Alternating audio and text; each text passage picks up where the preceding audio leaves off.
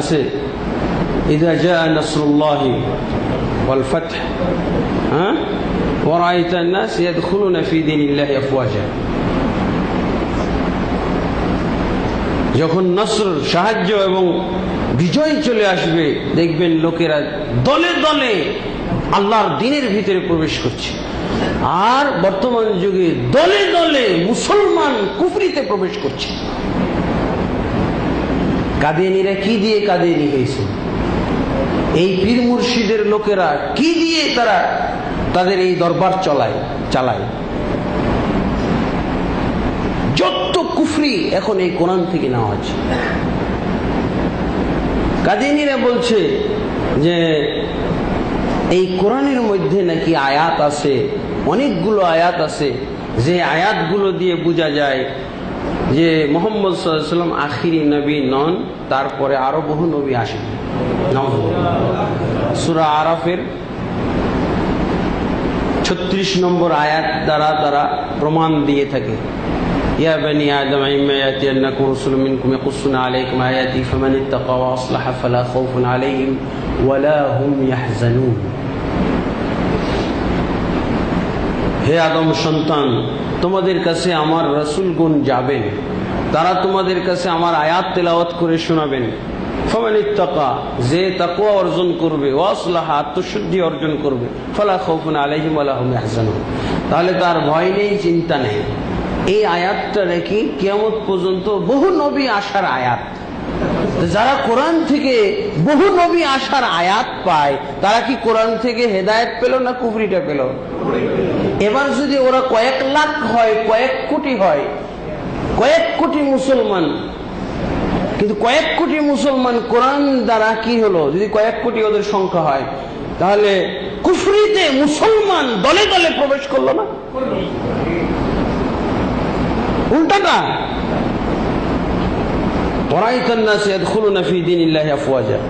তুমি দেখবে লোকেরা আল্লাহর দ্বীনের ভিতরে দলে দলে প্রবেশ করছে।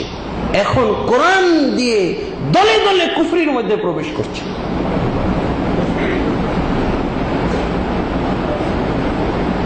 এক পীর সাহেব,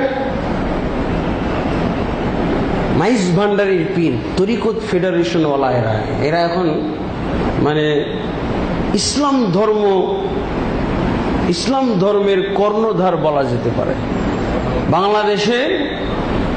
এরাই হলো ইসলামের এজেন্ট। এখন সরকারিভাবে এরাই হলো এজেন্ট, ইসলামের এজেন্ট এরা। এই মাইজ ভান্ডারীর পীর সাহেব, তাকে জিজ্ঞেস করা হচ্ছে মুজিবুল বাশারকে, যে আপনার মুরিদ হওয়ার পর, ওর কিন্তু লক্ষ লক্ষ মুরিদ, আপনার মুরিদ হওয়ার পর নামাজি ছিল, এখন আর নামাজ পড়ে না কেন? জিজ্ঞেস করা হচ্ছে। তখন উনি আয়াত দিয়ে, কোরআনের আয়াত দিয়ে দলিল দিচ্ছে, তার মুরিদ যারা সঠিক কাজ করেছে, সঠিক কাজ করে থাকে, এটা যে আয়াতে আছে কোরআনে, এটা উনি প্রমাণ করে দিচ্ছেন। কি বলছেন? ইয়া আইয়ুহাল্লাযীনা আমানু লা তাকরাবুস সালাতা ওয়া আনতুম সুকারা। যিনি প্রশ্ন করেছিলেন ওনাকে, উনিও দাওরা হাদিস পাশ। ঠিক একই জায়গায়, একটু পাশাপাশি আর কি, একই জায়গা বলা হয় না, অনেক পাশাপাশি জায়গায় উনি বললেন যে আকরাম ভাই, আপনি যেখানে বক্তব্য রাখতেছেন এরই পাশে আসছিলেন ওই মাইজ ভান্ডারীর পীর সাহেব মুজিবুল বাশার। তাকে জিজ্ঞেস করলাম যে আপনার মুরিদ হওয়ার পর একজন নামাজি কেন বেনামাজি হয়ে যাচ্ছে, আর নামাজ পড়ে না? উনি বলছেন, আপনি কোরআন পড়েননি?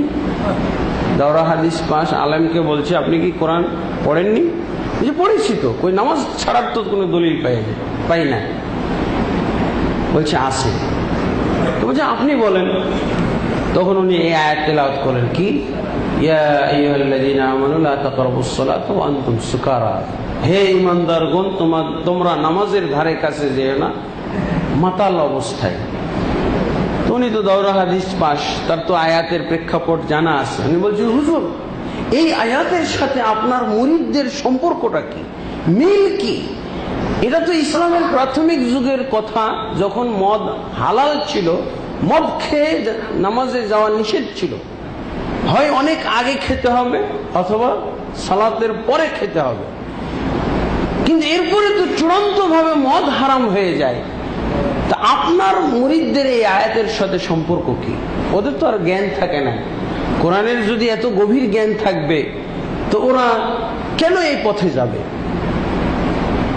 উনি বলছেন যে আছে, আমার মুরিদদেরও মিল আছে। কিভাবে? আমার যারা মুরিদ হয় আমি তাদেরকে আল্লাহর মাতাল বানিয়ে দিই। ওরা আল্লাহর মাতাল। সাহাবায়ে কেরাম তখনকার যুগে তারা মদের মাতাল ছিল, আমি তো আরো সুন্দর মাতাল বানাই, আল্লাহর মাতাল বানিয়ে দিই। এরা আল্লাহর মাতাল, এরা কি নামাজ পড়বে? আল্লাহকে নিয়েই পাগল। বলেন পীর সাহেব কোরআন দিয়ে মুরিদদেরকে যে ওয়াজ করলেন, যে কোরআনের শিক্ষা দেওয়া হলো, এর মাধ্যমে যদি 10 লাখ মুরিদ থাকে তাহলে কি হলো? ইয়াদখুলুনা ফি গায়রিল ইসলামি আফওয়াজা, তারা বিধর্মী হচ্ছে দলে দলে। আগের যুগে কাফেররা দলে দলে মুসলমান হয়েছে, এবার এরা দলে দলে কাফের হচ্ছে কিনা পরিবেশটা বোঝা গেছে। কোরআনের সাথে বর্তমান যুগের মুসলমানদের যে সম্পর্কটা চলছে এটা উল্টা সম্পর্ক, এটা আমি বুঝাইতে চাচ্ছি। সম্পর্ক যদি সোজা থাকে, সোজা পথে থাকে, তাহলে না আমরা আমাদেরকে ঠিক দেখতে পাবো। যদি আমাদের কোরআনের সাথে সম্পর্ক উল্টা হয়ে যায়, আমরা চলবো তো উল্টা। তাহলে এই দেখেন আমাদের সমাজের পরিবেশ, এই লোকগুলো কি কম? এরা কি কম? তারপরে কোরআন থেকে দলিল নিয়ে বলতেছে, ইয়া আইয়ুহাল্লাযীনা আমানুত্তাকুল্লাহা ওয়াবতাগু ইলাইহিল ওয়াসিলা ওয়াজাহিদু ফি সাবিলিহি। হে ঈমানদারগণ, তোমরা আল্লাহকে ভয় করো এবং তার কাছে ওসিলা তালাশ করো। ওসিলার তাফসীর হলো এই সমাজে একটা বিরাট অংশ, তারা এই ওসিলার তাফসীর করেছে কি বলে? ওসিলা অর্থ হলো পীর ধরো। এখন দেখেন এই পীর মুরিদির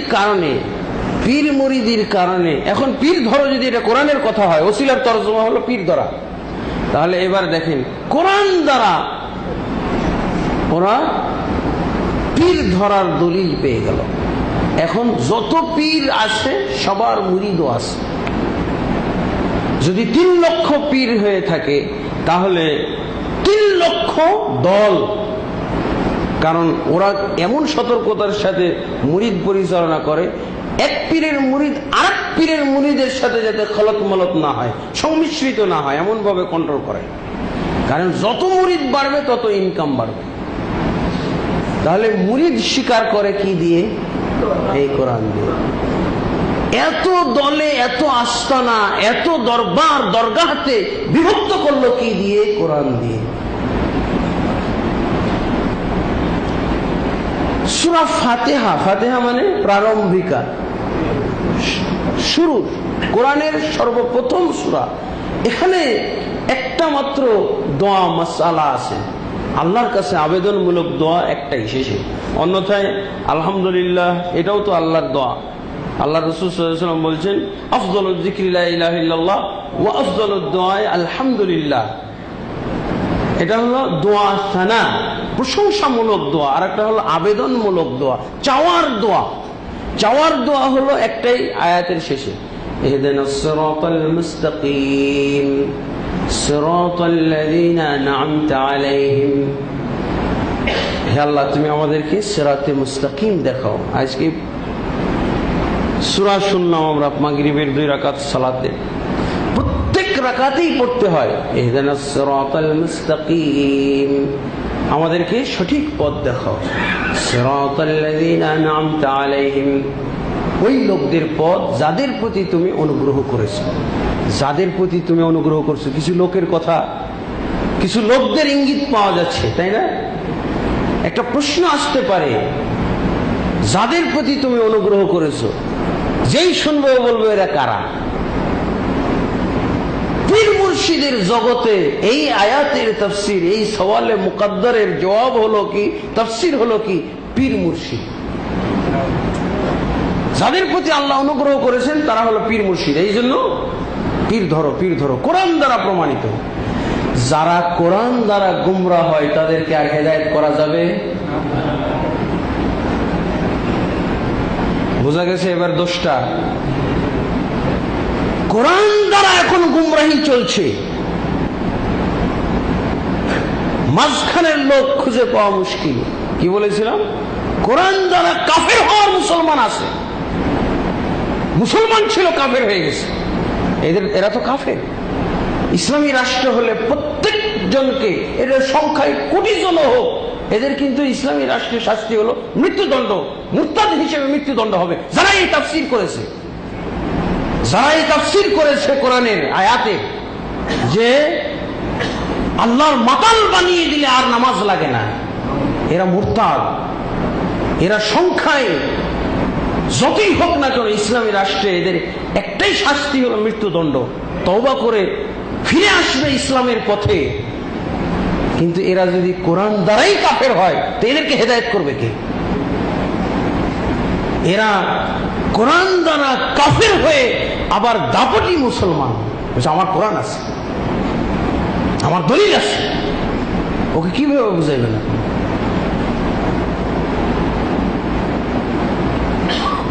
আর এই জাতীয় সমস্যা, আমি যে বললাম কাফের হচ্ছে আর বিভক্ত হচ্ছে।